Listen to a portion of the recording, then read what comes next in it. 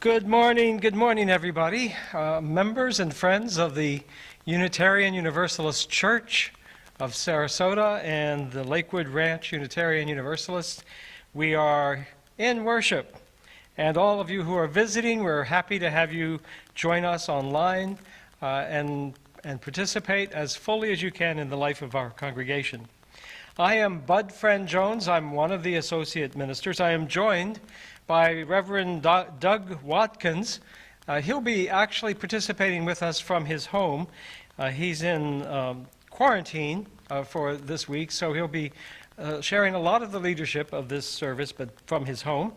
And Don Bryn at the piano. John Howard is a local folk musician, and he'll be providing some music for us. Robert Laschetti and members of our choir, Doug Caldwell, Klaus Obermeit back in the recording studio. Catherine, you're with us here, so we're all together and looking forward to sharing with you. It's a beautiful sunny morning here in Sarasota. So if you're a visitor, you may not know, but you can visit our website, and there's a visitors center there, which will give you lots of information about us. We invite you to consider registering there on our guest book, and then we will send you our newsletter. You need that, and you need to have that access if you want to participate in most of the activities that are happening in this church online. So if you register, we'll send you the links, and then you can participate. Do have some really exciting announcement today. There's a new baby in the congregation. Jeff and Lisa Ellis welcomed Jacqueline Grace. I think it was Friday. Born, September 17th. And Jackie and Lisa are fine, and AJ is really, really excited to be a big brother. He'll be taking good care of his baby sister. There is a coffee hour following our service, and we invite you to join that. You will have to have the link. Hopefully you have registered through our website for that. Also, there is on the website a donate button. You'll see it like an offering plate. Later in our worship service, we have an offertory, and John's going to sing, and we will ask you to go there and participate in our worship by sharing of your generosity to support the ministry of this church. Now, I have a special announcement today. This is important. Your ministerial search committee is very hard at work on your behalf. They have been working on a congregational survey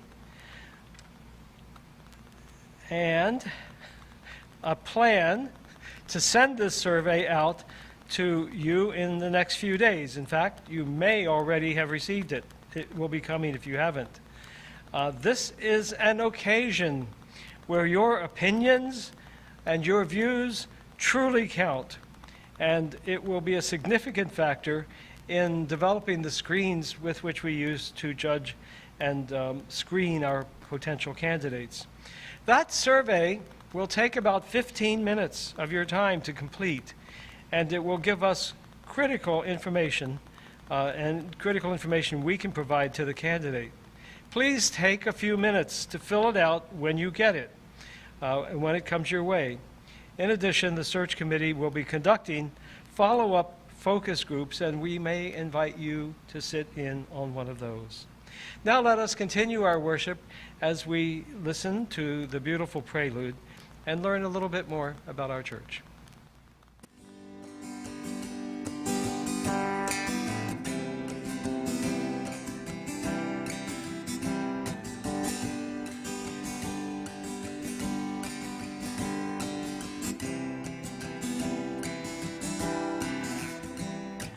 And I am the valleys, and I am the wind in the trees. And I am the ocean, I left my scent on the breeze. And and I am the snow in December,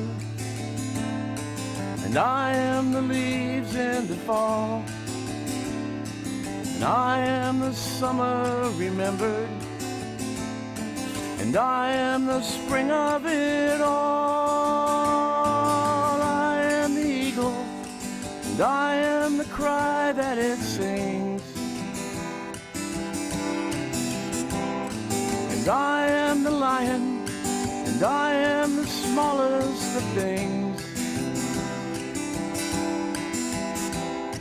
and I am the sadness within you, and I am the pain that you feel, and I am your sorrow tomorrow, and I am what makes it so real. I am your laughter, and I am the joy that you see, and I am your beauty, and I am the air that you breathe, and I am the life that you're living, and I am the time that you have, and I am the reason for being, and I am the light for your path.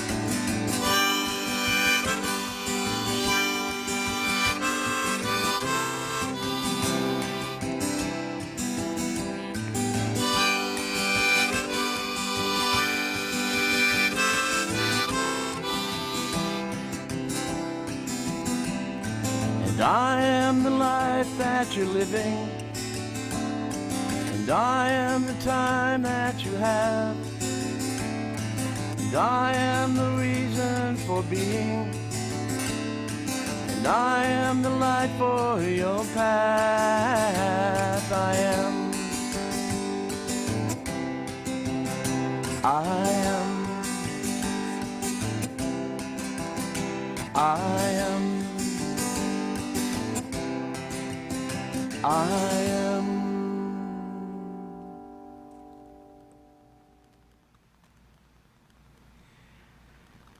Thank you, John. That was beautiful. Since about the time of World War II, many UU congregations have chosen to begin their worship with a lighting of the chalice, and this is what we will do now. This spark represents the light of a new day. On this day, we begin again, not leaving the past behind, nor forgetting the promises of the future, but starting in this time and this place. It is only now that I can make a difference. It is only now that I can live my deeper calling. It is only here and now that I can grasp the hand of my beloved. It is this light that calls us into our new day. It is our light that sparks this flame.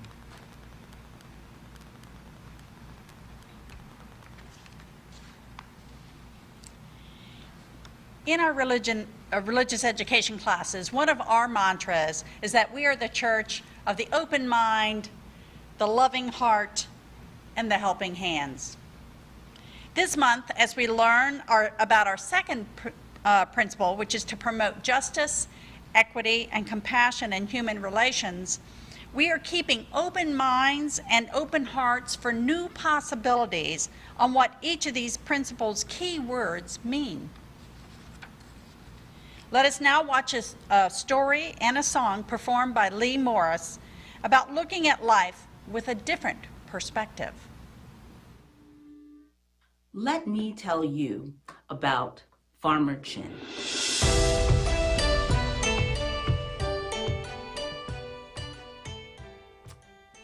Farmer Chin had a pretty typical life.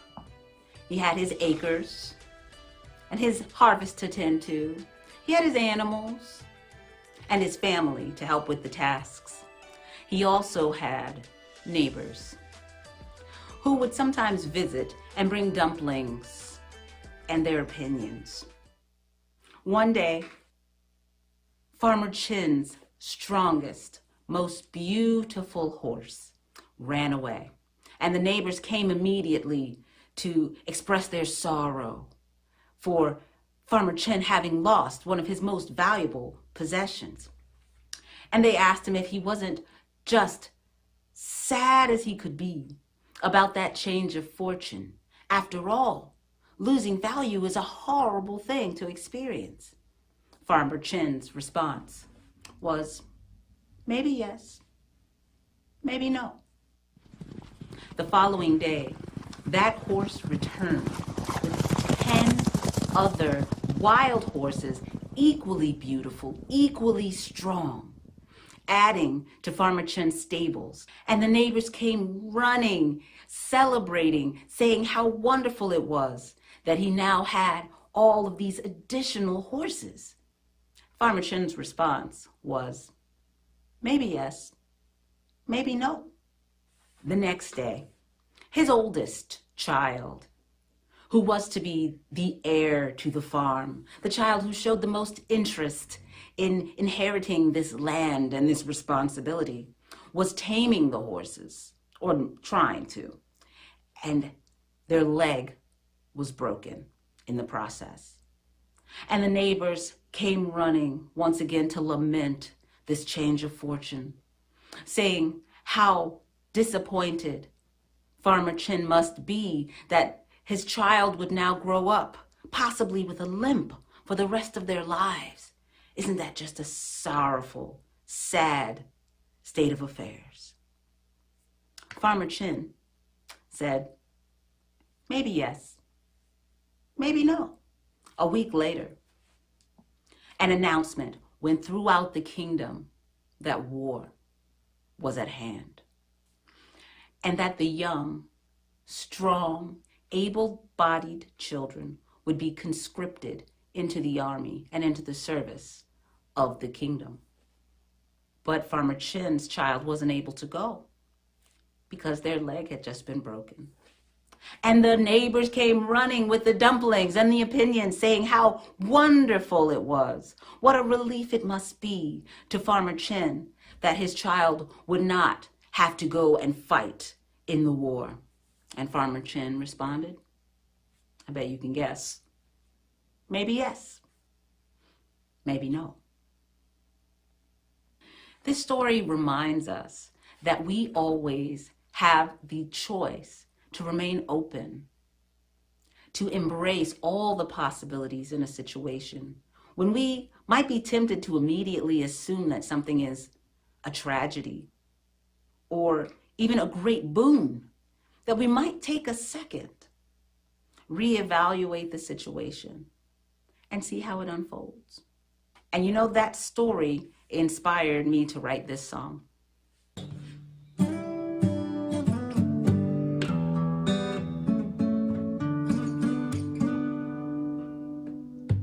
The journey isn't over. The race is far from run. The story isn't written. The game's just begun. Each day is a new day. Every day is a new day. Who knows what comes next? If misery befalls you, let the misery take hold. When tragedy calls you, you can let the thing unfold. Each day is a new day, every day is a new day. Who knows what comes next? This might be the best day you ever had. The truth is, no day is really good or bad. Might be the path that you've chosen, might be the last one you would. Things might be getting so crazy, you would laugh if you could. Slide on through it with grace, open your heart and embrace Slide into it with grace. Open your heart and embrace whatever comes next. Whatever comes next.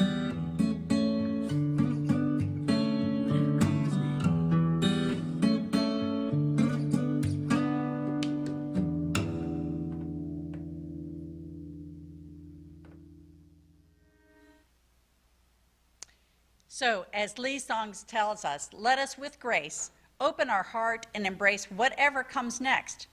You never know what life is going to bring you, but it's always an adventure filled with fears, fun, and wonder. And on that note, let us now sing our opening hymn, number 356, Will You Seek in Far Off Places?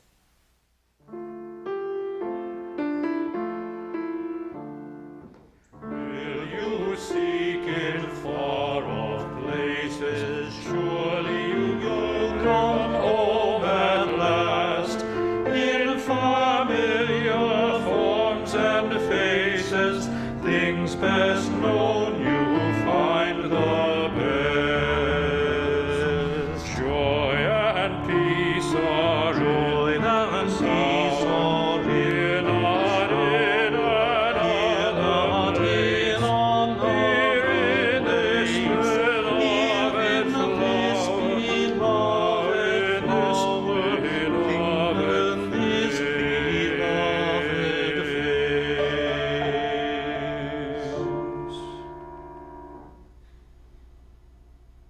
For our centering this morning, I would like to expand this time and its purpose just a little bit. In preparation for a more brief reflection later on the importance of presence in the here and now, I would like for us to share in a little centering mindfulness experience together.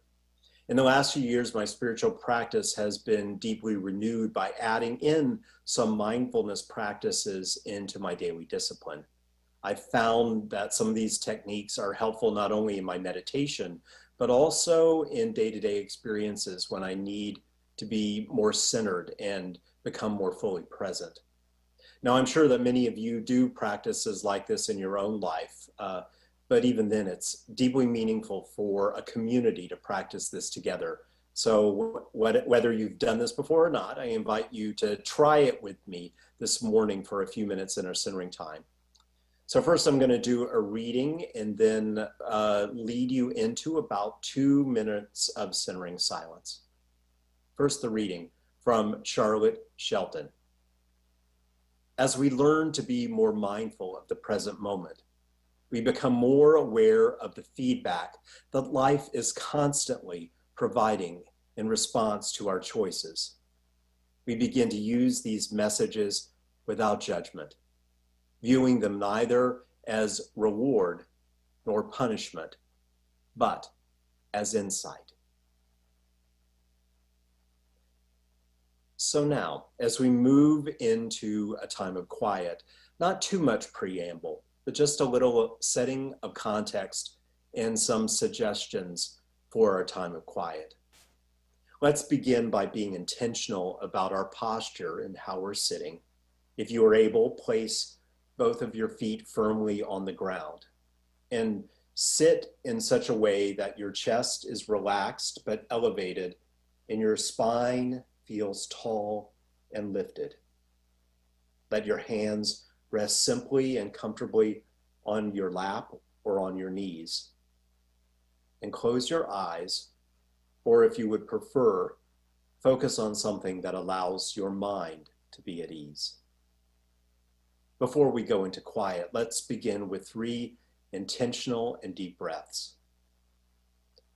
Breathing in deeply and expansively, opening our lungs down and out, and then release slowly and fully. And a second time, very slow inhale,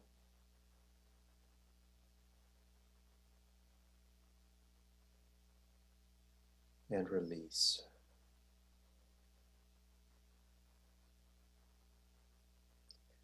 And one more. On this third breath, still breathing deeply.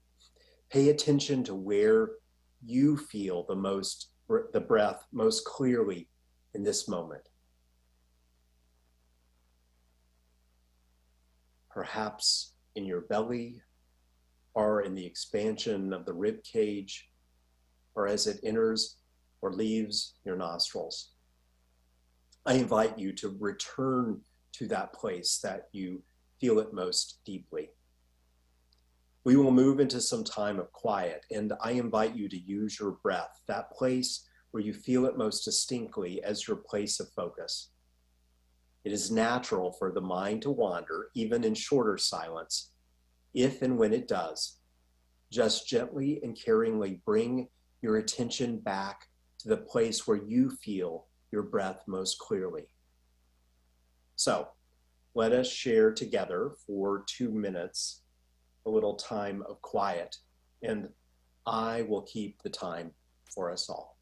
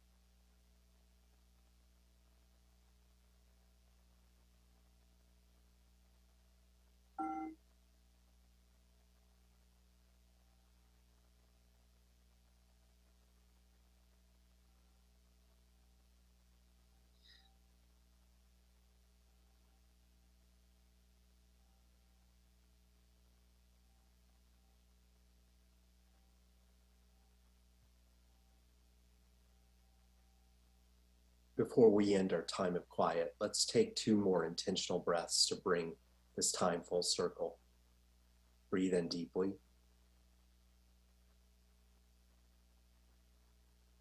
And release.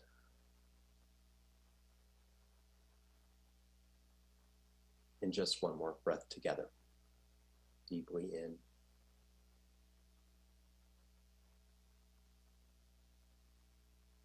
And release.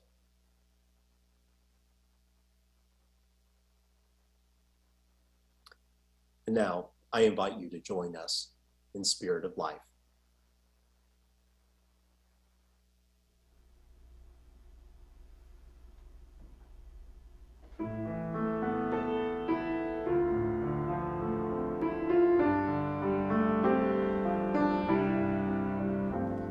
Spirit of life, come unto me.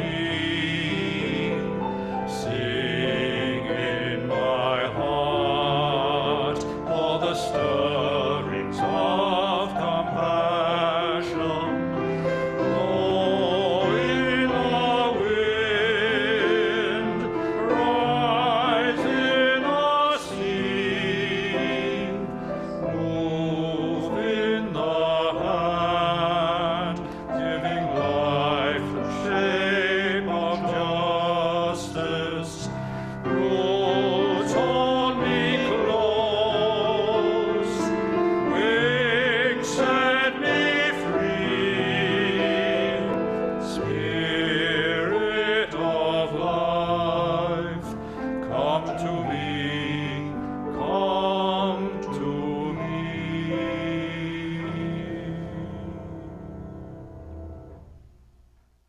As we move towards our reflection in a few minutes, I offer a reading taken from the writing poetry of the Unitarian Universalist minister, Lynn Unger, her poem entitled Common Prayer. Sunny morning at the marina, barely enough wind to keep the kites aloft. And so we drifted to the ground to nibble bagels, chocolate, giant loose-skinned oranges, random poetry, blades of grass, sacraments and indulgences for the first of spring. And in the moment before sleep, my breast against your arm sang Gloria, and the soles of my feet cried Sanctus to the sun. Placing the last chocolate in your mouth, I whispered, "This is my body. Take and eat." And we melted very slowly on the earth's tongue. Here ends the reading. As we move into the time of offering, I remind you that there is a donate button on the homepage that you can use. And you can use that not only to give to the ongoing life of the congregation, but you can use that to set up a repeated offering every week, both for that, but also for our special offerings. I hope, regardless, that this time of music will be a time of reflection and opening yourself for us to explore a little more about our theme of engaging possibility. Here's our morning offering.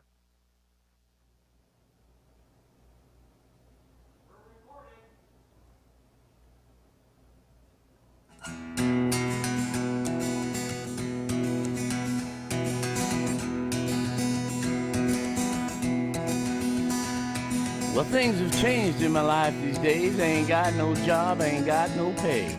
The bills are past due and the cupboards are bare. The kids need shoes and I'm losing my hair.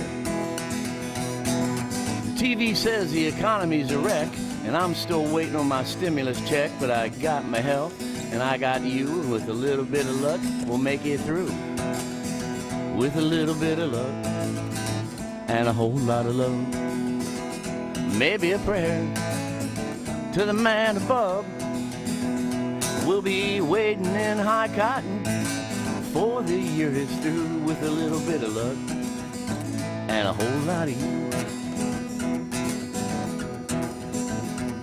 You know, folks, they say you can't live on love, but you sure fit me like a well-made glove. I might be broke, but I'm rich as hell, 'cause I got you from a wishing well. The world has gotten just a little bit weird, but with you beside me, I ain't scared. We'll just keep on going the best we can till we smell that bacon frying in the pan. With a little bit of luck and a whole lot of love, maybe a prayer to the man above. We'll be waiting in high cotton before the year is through, with a little bit of luck and a whole lot of you. I used to own my house, and now it owns me, and it sure ain't worth what it used to be, but I figure my government bailout's coming soon. You know, they spilled that oil way down here in the Gulf, and they had a little trouble turning the damn thing off. I know how they feel, 'cause my bank account's leaking too. Well, I fish for a living with my dad and my son, but I'm wondering if those days aren't done, 'cause the water's turned brown when it used to be sparkling blue. With a little bit of luck and a whole lot of love, maybe a prayer to the man above. We'll be waiting in high cotton before the year is through, with a little bit of luck and a whole lot of you. With a little bit of luck and a whole lot of love, maybe a prayer to the man above. We'll be waiting in high cotton before the year is through, with a little bit of luck and a whole lot of you. With a little bit of luck and a whole lot of you. With a little bit of luck and a whole lot of you.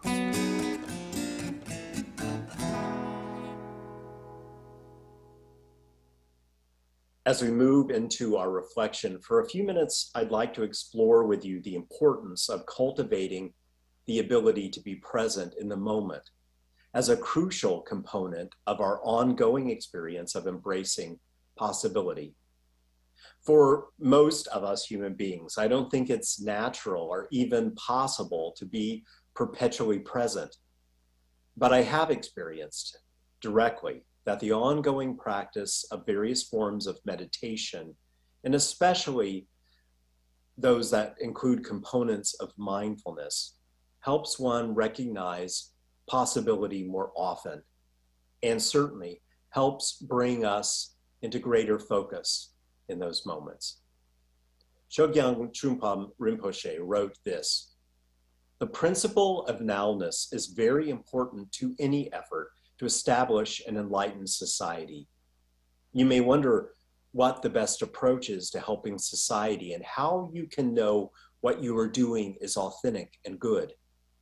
The only answer," he writes, "is nowness.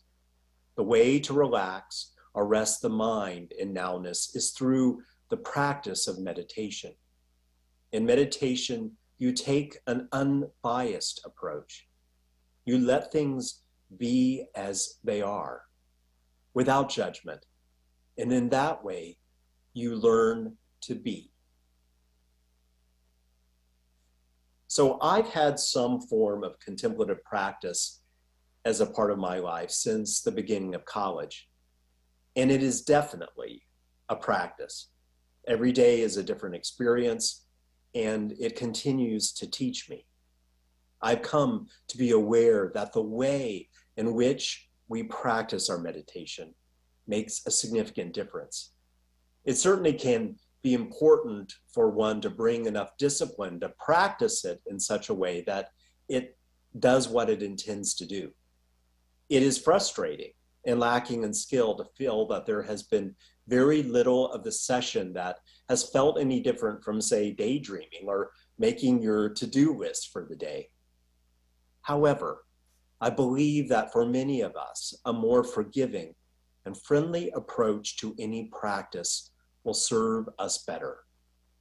We are more likely to continue it, yes, but I've also come to appreciate how it is more likely to create in us a spirit that is more conducive to encountering joy, and an expectation which actually makes its way into more of how we live out our daily lives.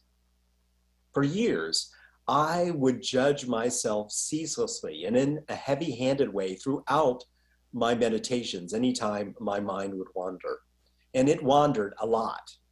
It was powerful and liberating to think eventually of that wandering thought as simply another part of the meditation. Meditation seeks not to quickly and simply label things as good or bad, but invites us to notice it all with much equanimity and an open mind. The practice of bringing such a spirit to meditation makes it far more likely that we will bring it more often to our own lives. And if we are able to center ourselves in the moment with more clarity and presence, well, that is just extra frosting on the cake.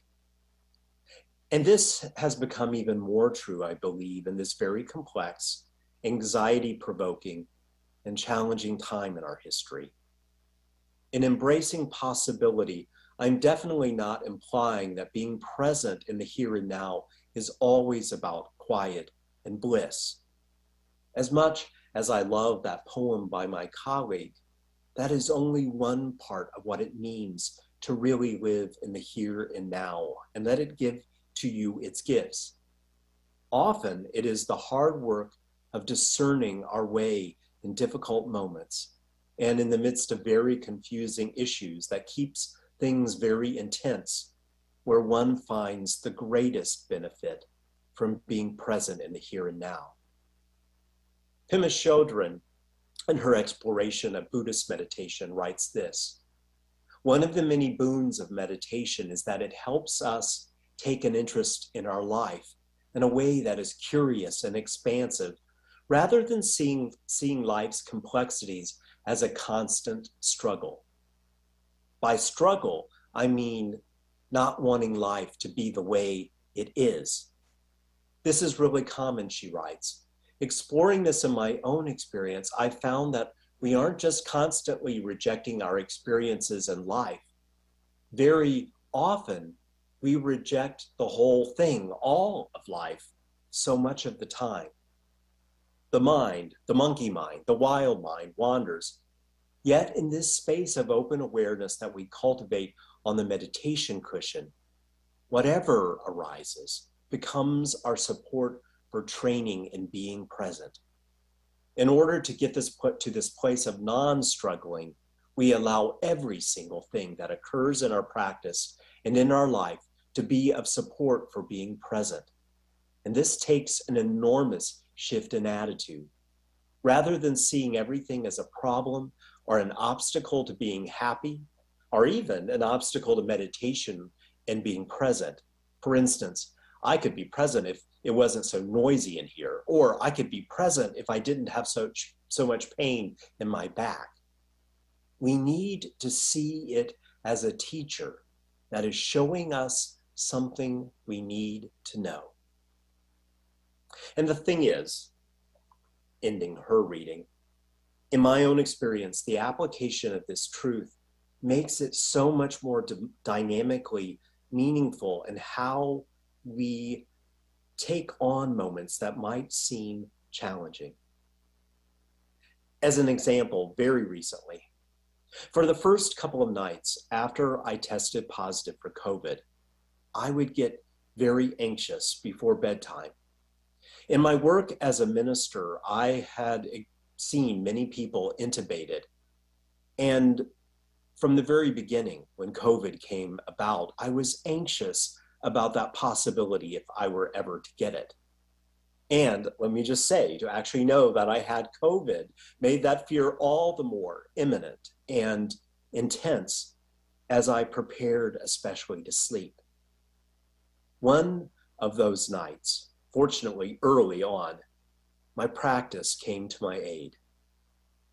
In that moment, I viewed those fears with compassion, but also a perspective, not in a dismissive way, but in a clear, focused reminder that while that fear is natural as you're ill, it was not what was happening to me at that moment. In that moment, I was in bed and a little dog was snoring nearby. And actually, with a little calm, I knew more and more clearly in that moment, here and now, I was breathing just fine. And before I knew it, I had fallen asleep. And gratefully, since then, my time of preparing for sleep has been much less anxious and therefore all the more beneficial as I'm seeking to be well.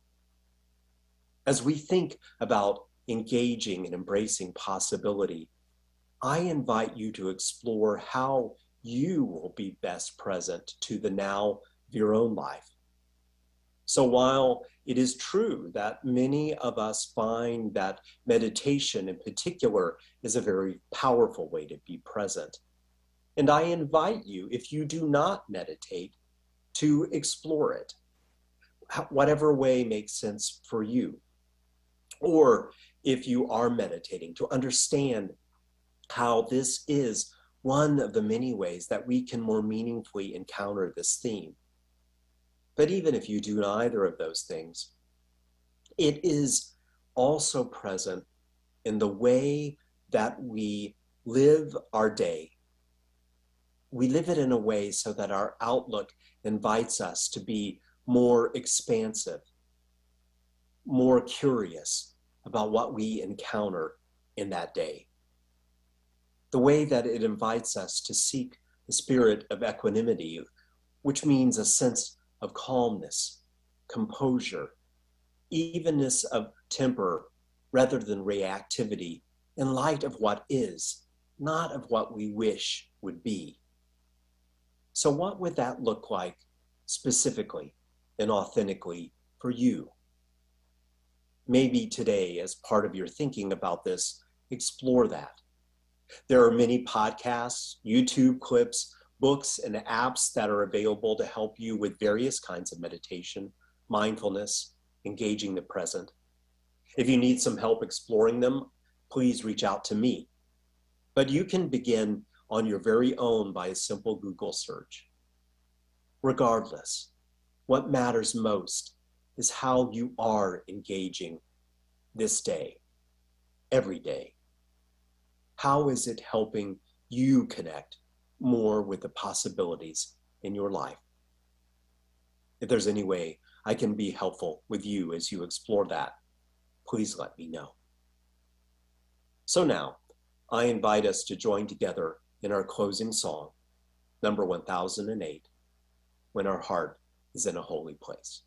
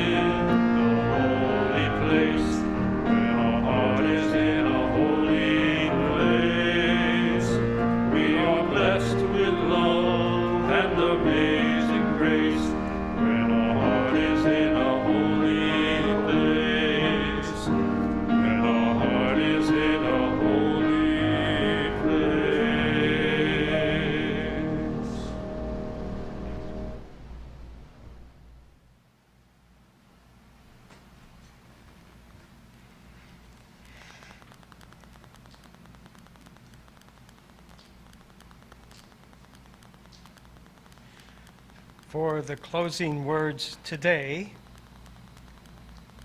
I'm going to read to you Psalm 23 for this moment. This prayer is Psalm 23, recast in the language of love. It was written by Kevin Tarsa for the 2017 GA Memorial Service in honor of the former UUA moderator, Jim Key. Hear these words.